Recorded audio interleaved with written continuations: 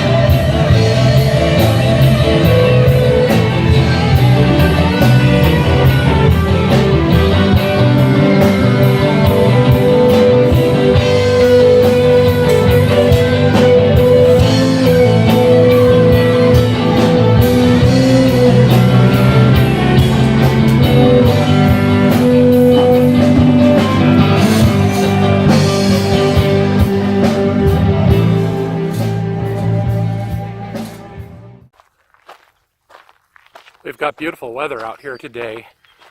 Temperatures are going to get up into the 70s, mid 70s, and later on in the week even into the 80s before it starts cooling off a little bit.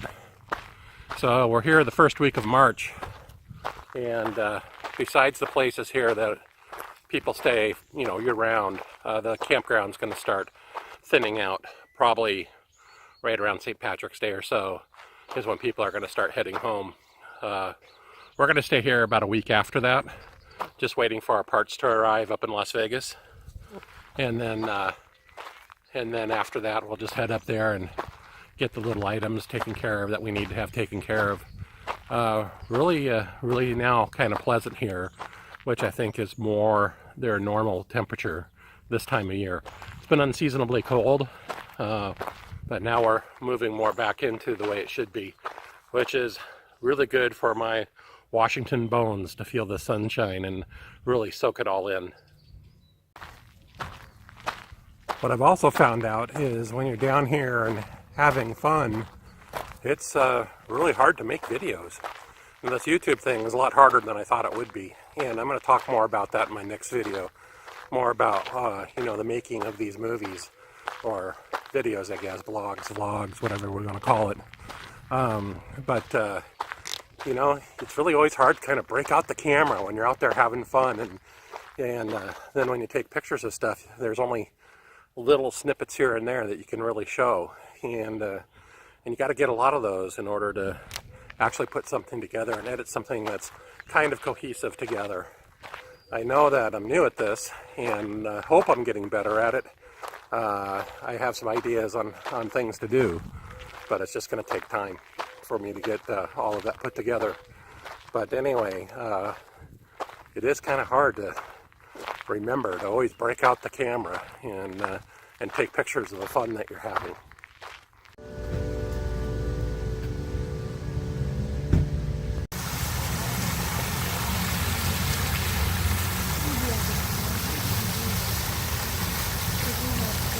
Well, here we are at the historic London Bridge.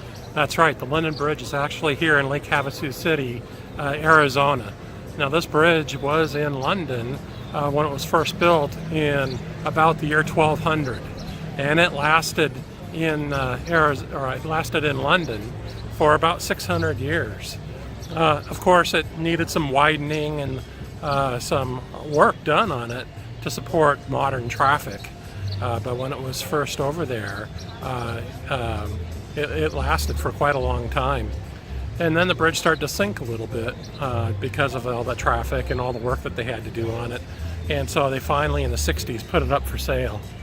And the city founder here of Lake Havasu City bought the bridge. He paid about $2.5 million for it, and brought it over brick by brick. They numbered each brick in London, and then brought it over here through the Panama Canal and reassembled it here. The final cost of the bridge was about $5.2 million once it was all put together, and that was the price of all the shipping and the original cost of the bridge. And then they had to build a waterway for it, because a bridge has to go over water, right? And so they built a little waterway in order to have the bridge actually go over something. So now it's here. It's a tourist attraction. Lots of little tourist industries have cropped up around here, and it actually has traffic that you can now drive across the bridge. One of the more interesting facts about this bridge is in the year 1300 to 1600, they used to display the severed heads of traders along the bridge. I think it was around 1200s or so, where a German tourist noticed there was about 30 heads on the bridge. The very first head that was ever severed and placed on the gate was that of William Wallace from the movie Braveheart. I guess that's where you'll be more familiar with that name. Anyway, his head was the first one on the gate. And the gate's here, and so I'll take a picture of that gate. And they brought that over along with the bridge as well. Well, the birds like having the bridge here. I'm going to zoom in here, and you can see they've made these little mud nests all underneath the bridge.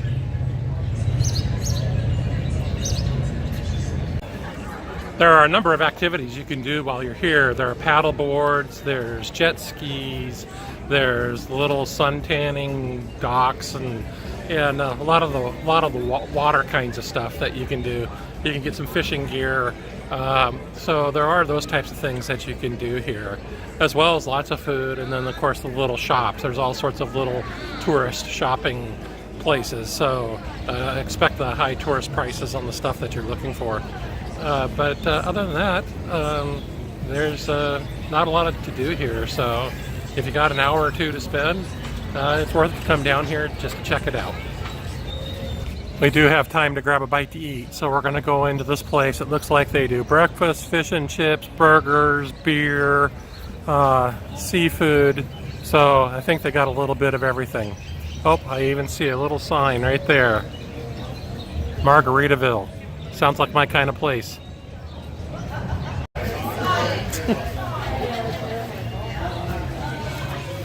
These nails are gorgeous. What's your maiden name? Bird. Oh, you brat. Please don't.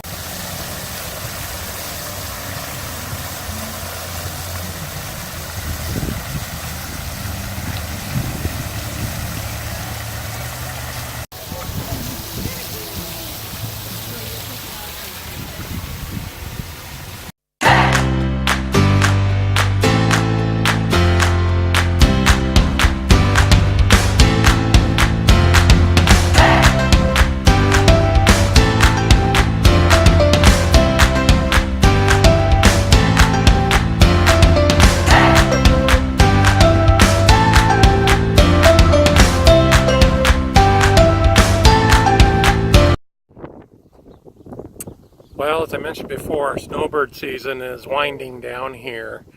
So some of the games that we're playing are also winding down. I played bingo for the first time in my life. Didn't win anything, but hey, it was all right.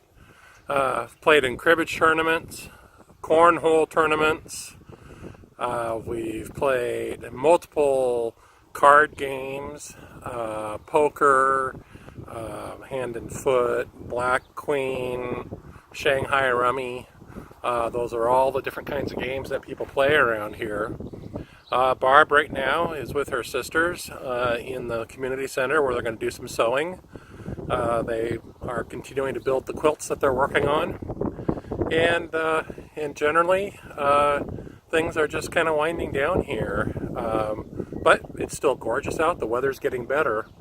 And I guess what happens is now that the snowbirders are leaving, is it time for the California spring breakers or just people taking their summer vacations come down here and they hang out here on the river, you know, go camping with their kids or whatever. And so this park ends up getting very crowded for that. And so it's a little bit of discrepancy between the snowbirders and the non-snowbirders on how they keep the stuff that they use here from getting stolen or broken. For instance, there's some locked cabinets where they keep all the cornhole gear, they keep their board games, their cards, you know, the things that they use here. Bingo board, really nice bingo board.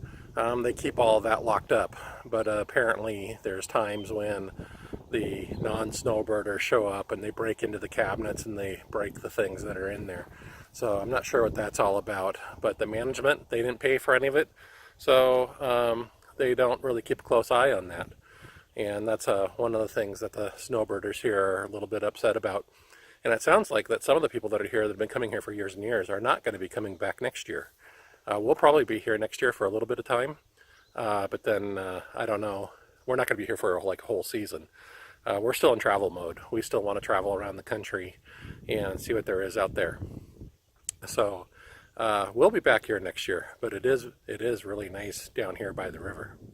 One of the nicer things about this park here is they do have, well, besides it being right on the river, is that they do have this marina right here, just a little protected area for you to put your boats in. So if you have some boats, this is a great place to come and hook them up and be protected from the rest of the river. And typically I see lots of ducks in here. It looks like there's some coming down here now. Well, actually, I don't know if they're ducks. I don't know what they are. I should probably learn my birds a little bit better. They've got these diving birds here, and they're all over the place in this area. And a lot of times in the marina area here, I've seen as many as 50 or 60 in there, just in there eating whatever they eat.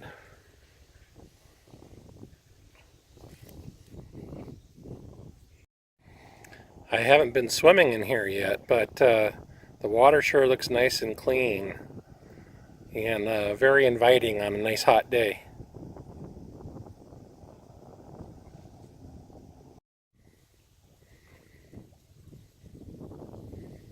With all the rain here in Parker, Arizona, it's really helped with the desert coming alive.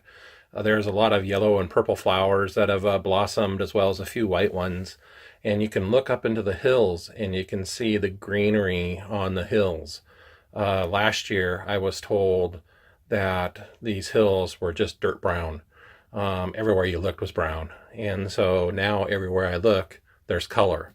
So even though people don't like the rain, it does really help out with the flowers and the springtime blooms, and it looks kind of nice. A lot better this way than just desert brown. Plus, the wild burros and the bighorn sheep seem to be liking this as well. There is a big burro population here in this area. We haven't run into any yet here, but I've heard stories of hundreds of them just coming down out of the mountains and clogging the roads and stuff. So it'd be kind of cool to see that, but we haven't seen that yet. Okay, I'm going to go ahead and end this video here. It's been a lot of fun here playing all the games. I did play bingo for the second time, and I actually won some money. I got $57 for my $3 investment, so that was pretty good. Have horseshoe tournament yet to play in. More board games, Joker and Pegs. Bunko is later on today. Then we have our St. Patrick's Day potluck. And so that's going to be some more good times before we get out of here. So the next video, I'll be talking more about the gear that we use and what it takes to make these YouTube videos. So stay tuned for that, and I'll see you soon. It's a beautiful day here in Parker, Arizona. Can you pick out which rock formation is called the Parker Pecker?